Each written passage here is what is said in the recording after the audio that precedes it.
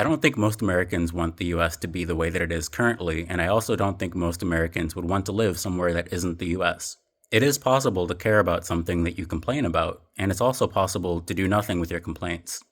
Some people take the alternative approach and do anything with their complaints, which isn't necessarily productive. This isn't to say that complaining is useless, it's just not the final step. Also, life is a process, and our social structures are part of that process. Sometimes complaining is acknowledging the values that we want. It helps when people read books and explore literature so they have different ways to describe the things that they desire. When children see adults who voluntarily choose to not engage with literature, they wonder why engaging with literature is a good idea. If there's no reason to engage with literature, they might not, and they might decide that the best way to express their ideas is by taking someone else's life. They might leave a manifesto, and that manifesto might not mean anything to anyone beyond themselves. And then it's just not, it didn't do the thing that they wanted, and it incurred a consequence that they can't undo.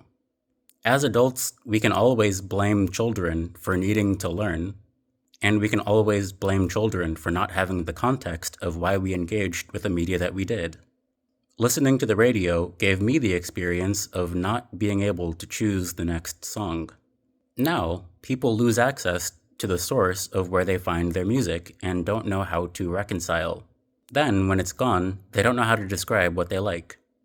Then, when they hang out with their peers, there's nothing to talk about. Then, when they grow up and are looking for work, the networking that's necessary to get a job doesn't have the structure that's necessary.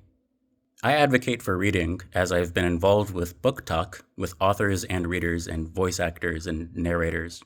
Entertainment is different than literature, and both are necessary. Relationship is fundamental.